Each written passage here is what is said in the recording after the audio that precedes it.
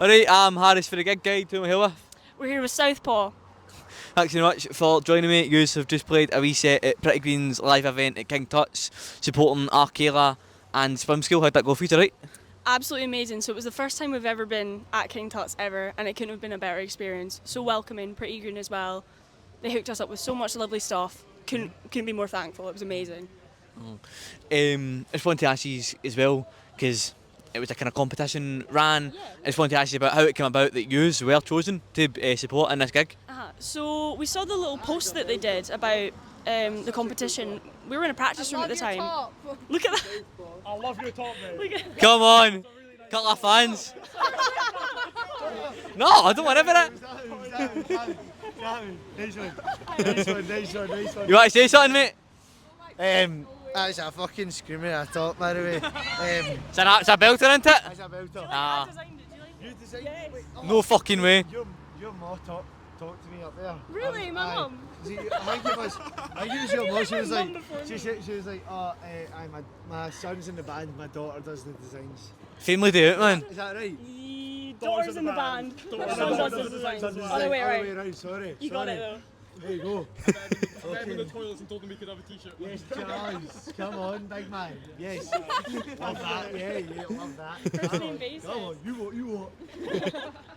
Fantastic. Thank you very much. I'll give an get more shit on Spotify. We will do. It's in the process. See that? See, only one song's tragic, by the way. Know what I mean? We're getting there. I want to fucking hear all it, man. And my Don't worry, it's coming. Enjoy. Thank you. Have a good night.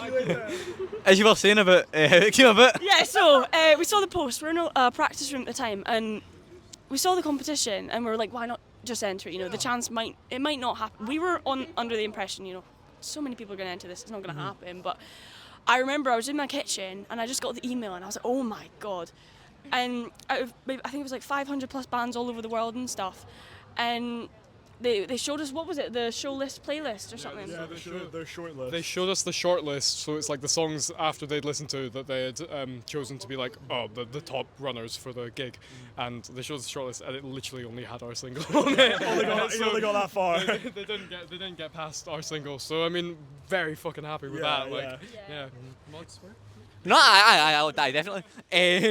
And look, obviously, kind of packed out show at kind of one of the most well-known venues in Britain. What lessons can you take from such a good show?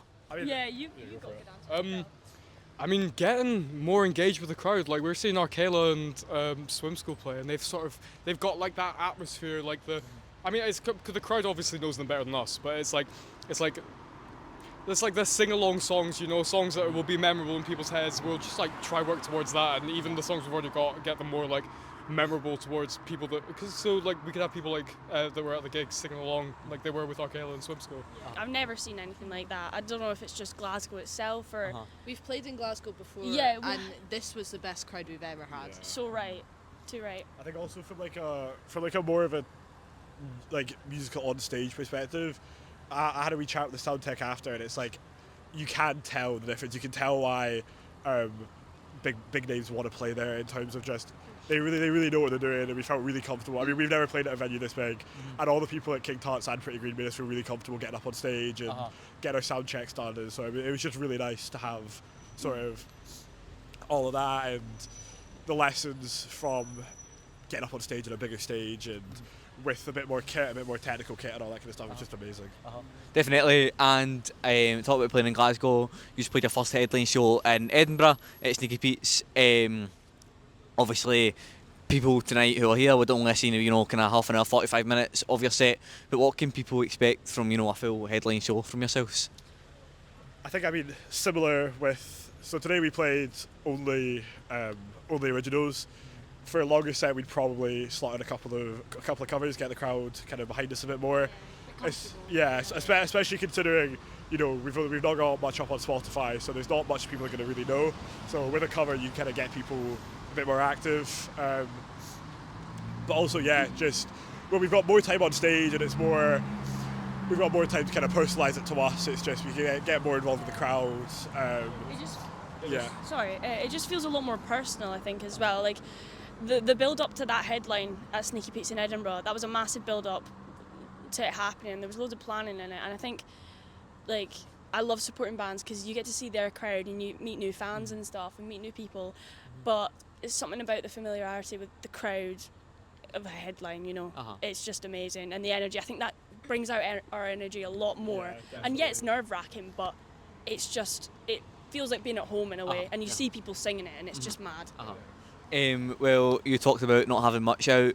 Your debut single, is it Lilac Static? Is that what I said? Right. So in terms of, you know, first singles, why was that the one that you just went, I'm going to put that out first? Wow. It's just, I feel like even in the process of writing the song, we sort of could feel the energy we had, and it was like the dynamic sort of, like the way we wrote the song sort of made it feel like it needed to be heard on stage. And then the recording we did, shout out to Mark Morrow Studios, absolute brilliant producer, has done all our songs for us. Yeah, the way he produced the song made it sound very like atmospheric and full, and I think it's definitely our best song playing live because even the way the chords are played, like you can. I also think we all just love it. We love it as a song. It's like to be Very fair, fun like to play. not to toot our own horn, but I think it's a bit of a banger. Like, There's also a reason we play it last because it's the most energetic, and last songs people love an energetic one. So Well, obviously you took out Southpaw at one point as well. You took out Palm of Islands until you were, we'll say, threatened to legal action over the name. Obviously you don't need to go into too much detail, but how do a kind of small band like yourselves cope with such, you know, confrontation over something like a band name? drinking. well, we like. Do you want like what happened? Like, do you want- However much in depth you yeah. want to go. So I think we just got a DM one day, and this was when we were quite deep into Parma Violence. We had a single out, planning to release another single. I think that was Lilac Static.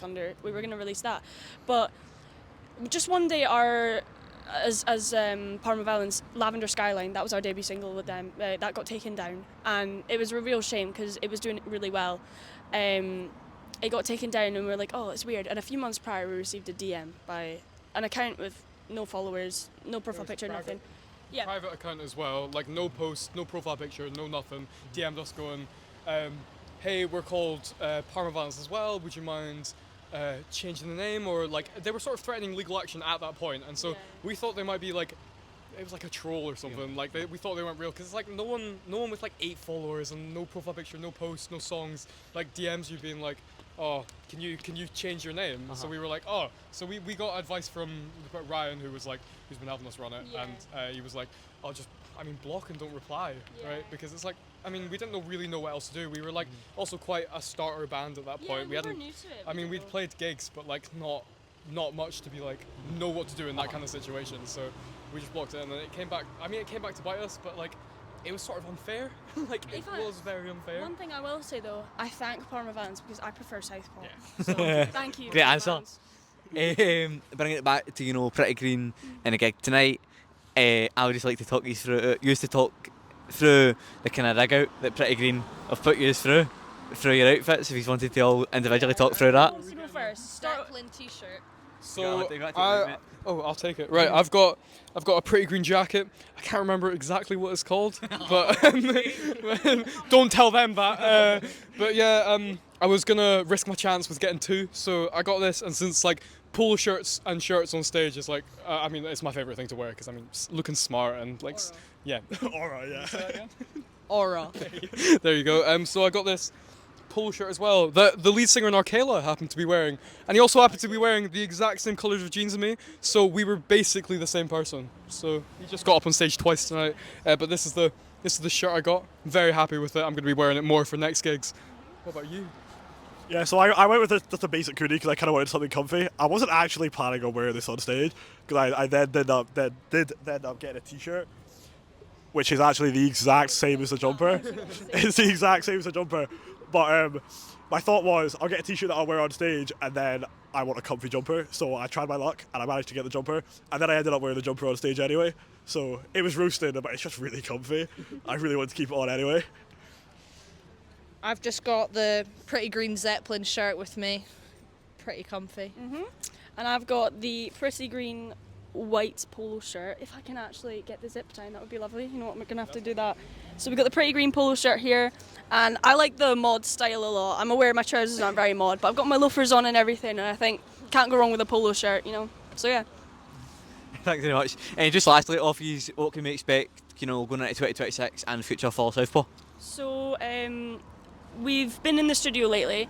We've got quite a few singles knuckled down. We've got our debut singles as Parma Valence, now Southpaw, Lavender Skyline, that's recorded. We've got a few more in the box as well. So what we've been planning for a while is an EP, and hopefully some shows, in other places that aren't Scotland, to get to know the UK and hopefully create more of a name for ourselves and stuff like that. Anything else, do you think? Yeah, we're planning on releasing these new songs singular, so they can sort of get all the hype surrounded to them, and then maybe like finishing off with an EP and like, I don't know, a couple more songs to sort of like the EP will be done, and we're planning some gigs in Sunderland for the festival. Apparently there might be a gig in London coming up. Apparently we heard that today while Swim School were playing, so we will see about that, but like just more gigs. I mean, like trying to expand our audience and like have more songs out there so people could know. Anything else? Yeah, I mean, even from today, like talking about how good it was to play King Tut's and all that kind of stuff, we've had multiple people come up to us today and be like, "Oh, I know this person, I know that person who puts on shows or does whatever, or I put on shows myself," kind of thing. And you guys sounded really good. Like, can we get in contact with you? Can we talk to you? So nothing concrete, obviously, because it happened today. But just, it's good to know that playing a big venue like King Tut's has paid off. Like, people have enjoyed what we played, have enjoyed listening to us, and gone, yeah, we'd like to hear more of you, kind of thing. So I think, yeah. Right, thanks very much. Absolute pleasure.